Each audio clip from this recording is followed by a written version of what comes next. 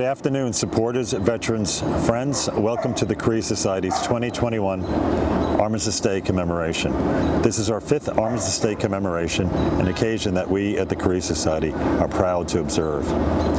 Although, like last year, we are unable to meet as a group, I thought it a fitting tribute to film my remarks today at the foot of the Korean War Veterans Memorial in Battery Park, the location which has served in normal times as the grounds for this ceremony. I'd like to begin by offering thanks to those who contributed to today's ceremony. Thanks to Korean Consulate General in New York, and especially Consul General Ambassador Chang Your continuing participation and support of this program reflects the strength of our nation's ties and the great things we can accomplish when we go together. Thanks to the Korean War Veterans Regional Area Commander, Salvatore Scarlato, who served in the Korean War and has remained a strong and active advocate of the ROK-US alliance. In past years, we had the opportunity to meet with the large contingent of New York area American and Korean American veterans of the Korean War. For many of us, that opportunity is a highlight of the year. It is thus a shame that we are unable to meet together in person this year, but we give our hearty appreciation to Sal for acting as a faithful representative of that esteemed group. To all those veterans watching from home today, know that we can't wait to meet again. I welcome Korea Society board member and former General Walter Skip Sharp, whose service as commander of the United Nations Command, ROK U.S. Combined Forces Command, and U.S. Forces Korea reflects the values that the Korean War veterans fought to defend. The memorial behind me is worth noting. It was one of the first Korean War memorials erected in the United States. As you can see, it features a 15-foot-high stele, black granite stele, with the shape of a Korean War soldier cut out of the center. Also known as the Universal Soldier, the figure forms a silhouette that allows veterans to see through the monument to the Statue of Liberty in Ellis Island. The silhouette's literal void reinforces the figurative theme of absence and loss and serves as a metaphor for those who made the ultimate sacrifice in the defense of freedom for the people of South Korea. This is the sentiment that we hope to rekindle today, a tribute to the actions and sacrifices carried out 70 years ago by veterans the world over to protect South Korea from aggression, enabling it to grow into a strong, prosperous, and democratic state. I'm Kathleen Stephens. This month, July 27th, 2021, marks 68 years since the signing of the armistice that ended the active conflict we call the Korean War in 1953. Of course, it was, as we all know, not a peace treaty. It was a ceasefire, a military agreement, but it did bring an end to the active conflict. There's three things I reflect on when this time of year rolls around.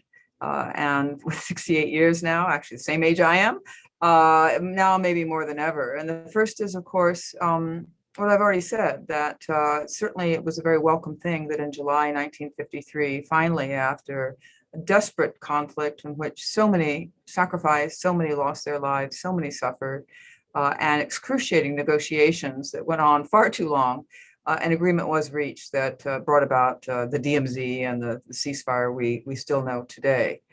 So it's a time to remember that sacrifice, the hard-won armistice, those who suffered, and to appreciate that sacrifice and also to try to learn from that history.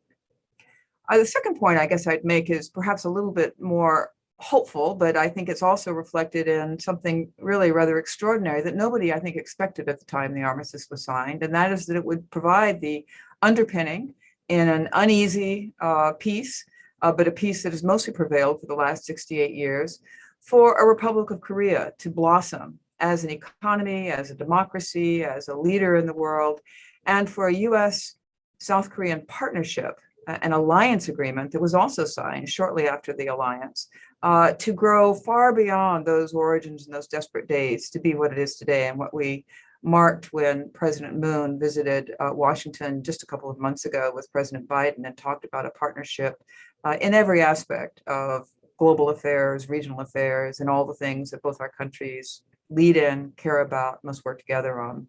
So we mark too the extraordinary blossoming of South Korea and the US-Korea alliance. built on the shared sacrifice, the Hilmengwange, the alliance forged in blood that was the Korean War. But finally, I think that 68 years after that armistice was signed, I recall what General Mark Clark, who actually was the youngest four-star Army general, I understand, in the US, and who signed the armistice agreement on behalf of the United States. And when he signed it, he said, "This is not a moment to exult, but rather to reflect and to think about the hard work that lies ahead." There has been a lot of hard work over the last 68 years to get where we are today, but we also know that there's tremendous unfinished business on the Korean Peninsula in the work to replace that armistice with reconciliation, a more permanent peace, the kinds of opportunities and hope that we want to see for all the people of the Korean Peninsula, and a continued friendship between the people of Korea and the people of the United States. So this is an important moment in our shared history. It's an important moment in Korea's history. And I hope that we can use this day to reflect upon all of that and to think about how we can work together going forward on the unfinished business, not only on the Korean Peninsula, but in our world.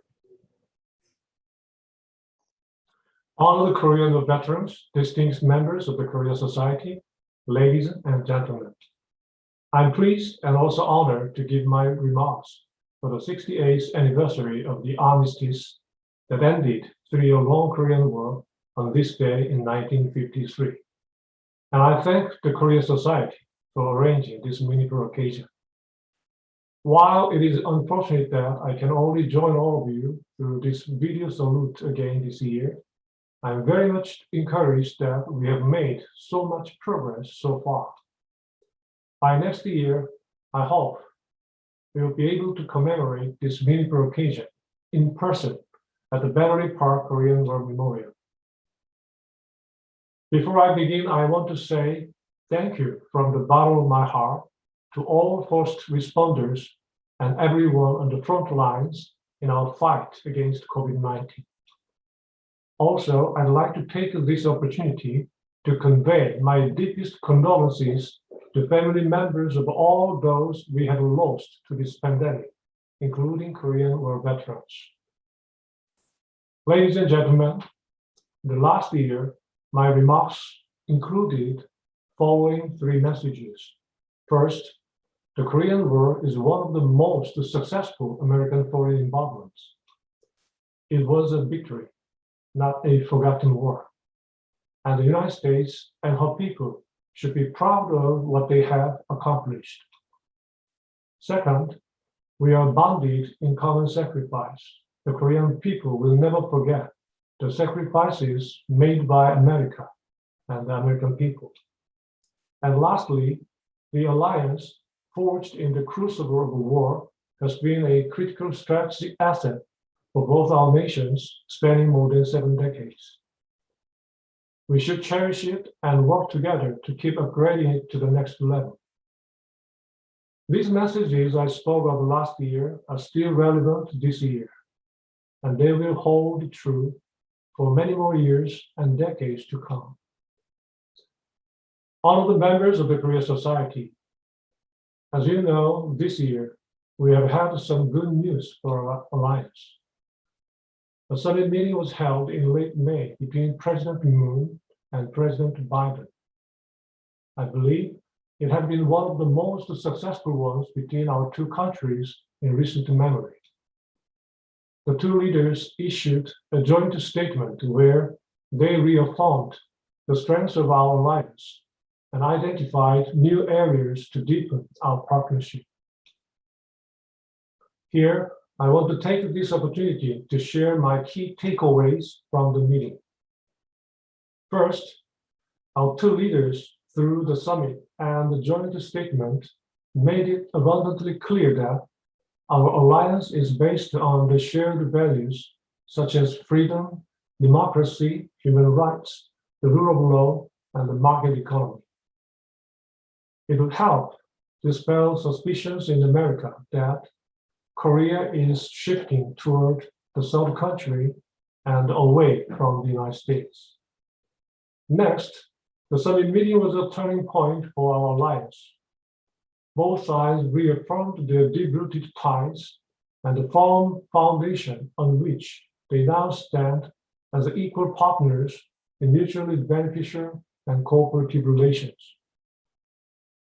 In this regard, personally, I attach greater importance to the termination of Korea's revised missile guidelines, which has regulated Korea's missile programs. Such a development is an indication that the United States now recognizes Korea's technological advancements and military capabilities as a sovereign state. It also reflects the United States' expectations of Korea's strengthened role as an equal strategic partner. Thirdly, both leaders acknowledge that our alliance should be a future-oriented and comprehensive one, which will deepen our cooperation on various issues of critical importance to the region and the world over, such as technology, innovation, global health, and climate crises, to name a few. Besides, the May summit also produced meaningful results in terms of achieving denuclearization and permanent peace on the Korean Peninsula. The meeting affirmed the usefulness of continued diplomacy and dialogue based on the 2018 Panmunjom Declaration and Singapore Joint Statement. Also, the peace process of the Korean Peninsula has gained impetus after President Biden appointed the new U.S. Special Envoy for North Korea and also explicitly expressed his support for inter-Korean dialogue, engagement, and cooperation. All in all, the significance of the summit meeting's main achievements is that it set the long-term vision for the shared future of our alliance. And I'm confident that, given the strong bipartisan support in Korea, the summit and its outcome, the joint statement, would serve as a comprehensive roadmap for advancing and upgrading our bilateral partnership, regardless of any future changes in Korea's domestic politics. Here in the United States, Representative Brad Sherman, a senior member of the House Foreign Affairs Committee, introduced the Peace on the Korean Peninsula Act in Congress on May 20th, the day before President Moon arrived in Washington, D.C. The bill calls for diplomatic engagement for a peace agreement that would formally end the Korean War. I want to take this opportunity to express my appreciation to the U.S. Congress for their work towards achieving a permanent peace on the Korean Peninsula. Dear Korean War veterans, more than 7 decades ago, young Americans rushed to defend the country they never knew and the people they never met. Owing to their sacrifice, the 3 years of a devastating war that engulfed the Korean Peninsula had finally ceased. And through their blood, sweat, and tears, they have sown the seeds of freedom and democracy in the fertile soils of Korea. Today, as you all witness, the Republic of Korea is a full-fledged democracy with a vibrant economy that ranks among the world's top 10 economies. Recently, the United Nations Conference on Trade and Development, UNCTAD, officially declared that Korea is no longer a developing country and reclassified Korea as a developed economy. It was the first time the UN agency had done so since it was established in 1964. Moreover, Korea is the only country in the post-World War II era to turn itself from an aid recipient into a donor country, contributing to the international community. Of course, we Koreans have worked very hard to make Korea as it is today. But at the same time, we keep in mind that today's free and prosperous Korea and the enduring Korea-US alliance would not have been possible if not for our Korean War veterans' brave service and noble sacrifices. Simply put, we owe them a lot, and we cannot thank them enough. And I, on behalf of the government and the people of the Republic of Korea, pay the highest tribute to all Korean war veterans, dead or living. In closing, let us commemorate this Armistice Day by taking to heart the incredible service and sacrifice of our heroes of the Korean War. And together with all your support, I sincerely hope that we could bring about lasting peace on the Korean Peninsula in the near future, and never again see such tragedy taking place there and beyond. May God bless America and Korea. God bless Korean war veterans and all of you. Thank you. Good morning, everyone.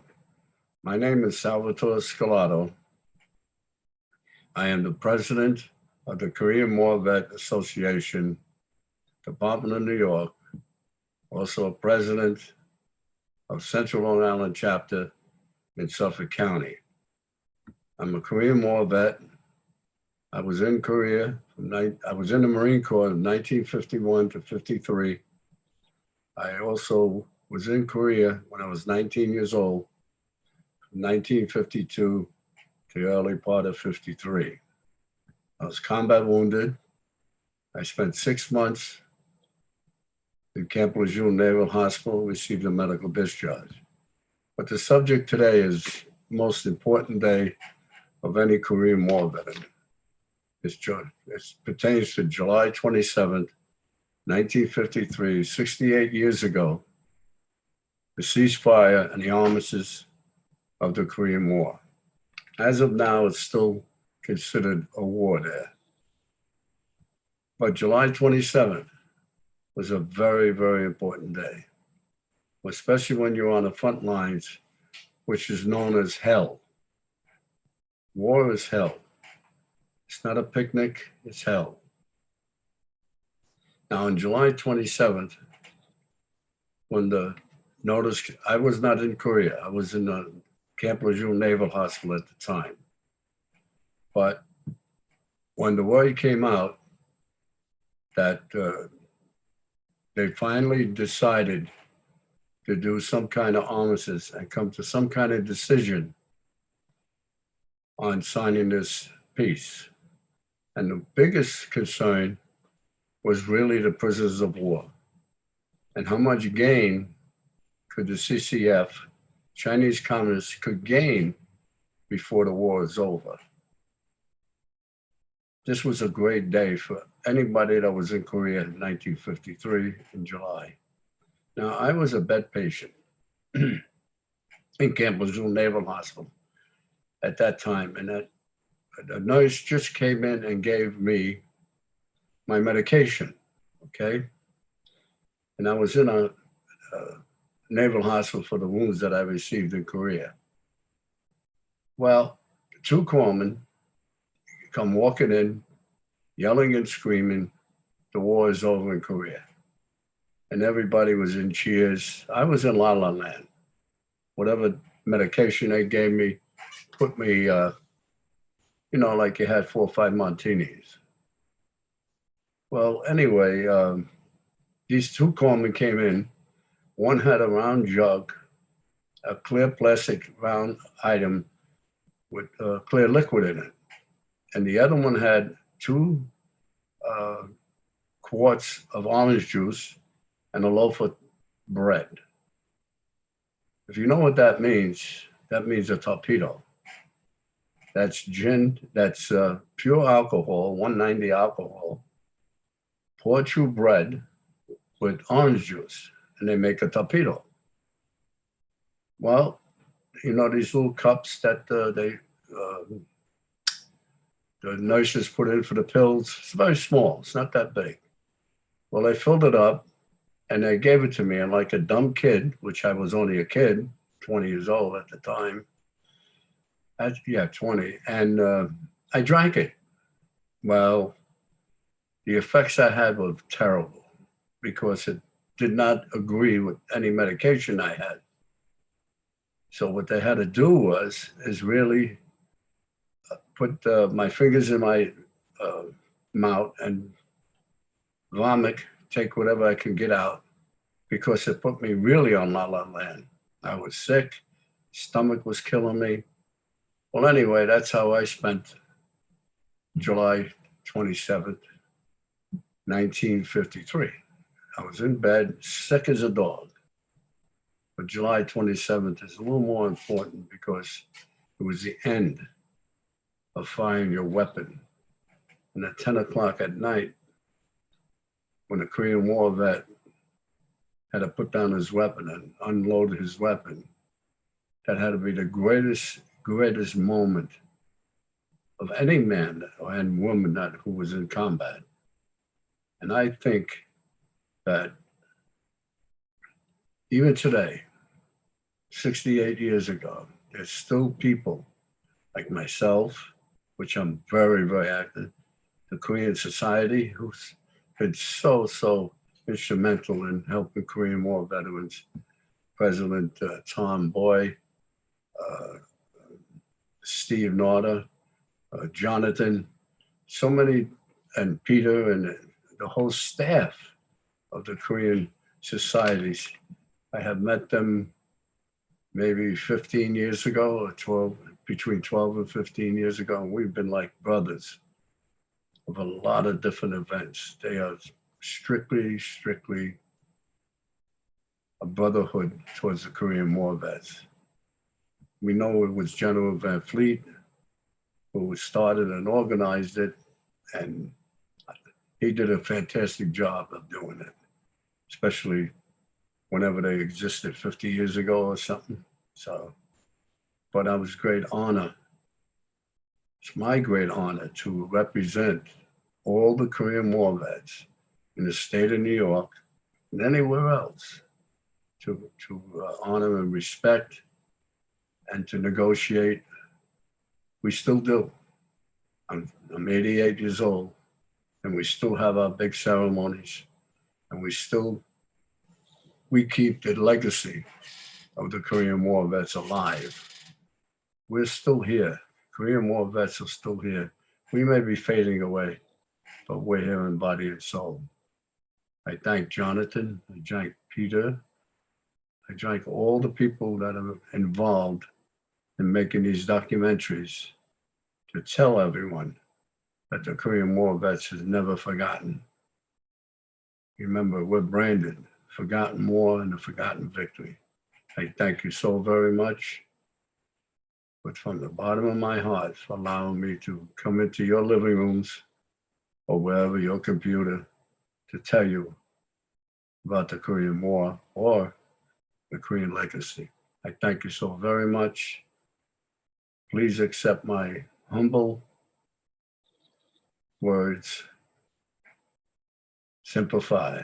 If you know what that means, it's a Marine's version of thank you so very much. Thank you.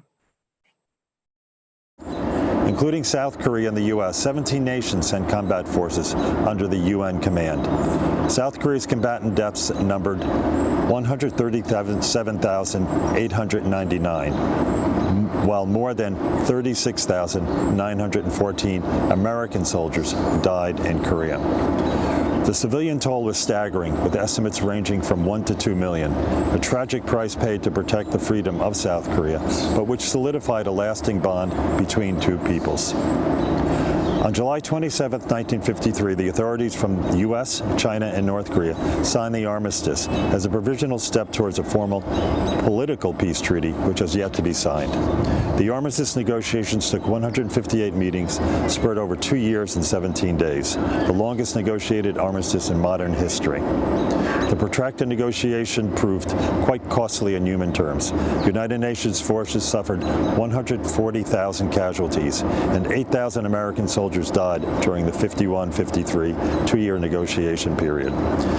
The armistice was justified, however, on strategic grounds. Continuation of the war against North Korea's allies and enablers, China and the Soviet Union, risked escalation into another carnage of a Third World War, only a handful of years after the stupefying devastation and carnage of World War II ended. The armistice technical provisions include a cessation of military operations, the repatriation of prisoners of war, the creation of military demarcation line and demilitarized zone, the DMZ, the establishment of the Military Armistice Commission, and the Neutral Nations Supervisory Commission. The contentious issues in the armistice negotiations were whether POW repatriation would be forcible or voluntary, and whether the military demarcation line would be the antebellum line hewing to the 38th parallel, or would it follow the prevailing front line, which was mostly north of the 38th parallel, thanks to UN Commander James A. Van Fleet's military operations that repulsed the invading Chinese forces back above the 38th parallel. The American position, voluntary POW repatriation, and the military demarcation line along the actual front line prevailed. In a televised address to the nation following the signing of the armistice, President Eisenhower said, "We have won an armistice on a single battleground, not peace in the world. We may not now relax our guard nor cease our quest." Despite the armistice, Chinese and North Korean armies remained amassed north of the DMZ, supplied by the Soviet Union. They continued to threaten South Korea. In response, the governments of the U.S. and South Korea signed a formal mutual defense union treaty within months of the ceasefire, and Congress ratified the alliance into law the following year in 1954. Thus, the blood bonds forged between South Korea and the U.S. military forces were quickly transformed into a mutual defense alliance between the two countries later that year. The alliance has proved effective, successfully preventing the resumption of hostilities on the Korean Peninsula for the past 7 decades. It is this treaty that has provided the strategic foundation for the security and political relationship between South Korea and the U.S.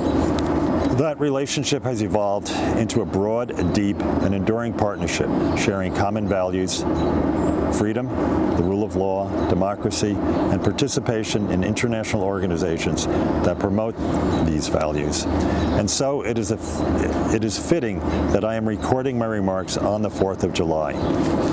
The core principles of the Declaration of Independence are shared by our South Korean ally. We are created equal with certain inalienable rights, among them life, liberty, and the pursuit of happiness.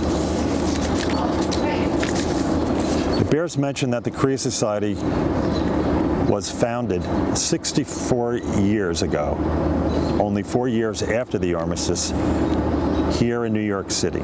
Its purpose is to broaden and strengthen ties and cooperation between the U.S. and South Korea. Its first president was General James A. Van Fleet, the longest-serving UN commander during the war. Yet, the Korean-U.S. relationship is more than a military alliance. The horizon of the relationship has expanded to include mutually beneficial economic ties, and cultural ties are becoming increasingly dynamic.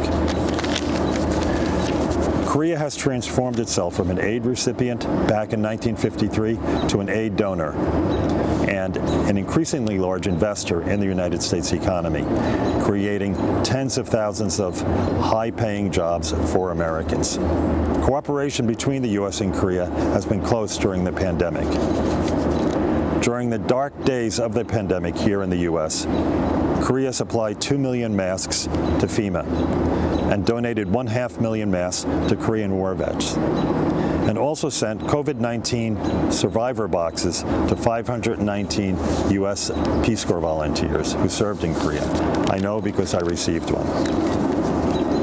As we reflect on the veteran sacrifice, we should realize that their sacrifice continues to nourish the deep relationship between the people of Korea and America.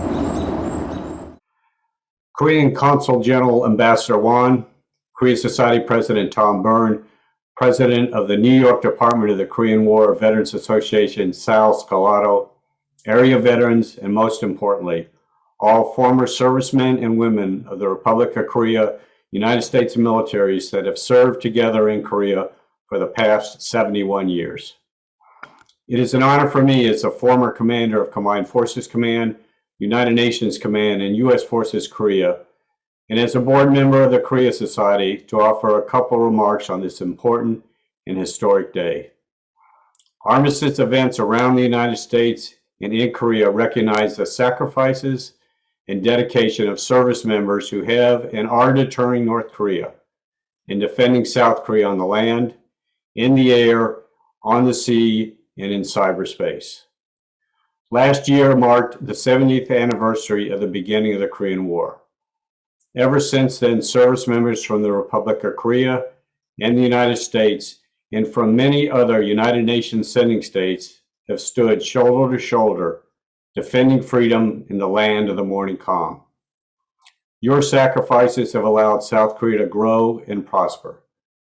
This combined Republic of Korea and U.S. alliance has allowed South Korea to become the 11th richest country in the world, a nation that believes in freedom, education, human rights, and democracy.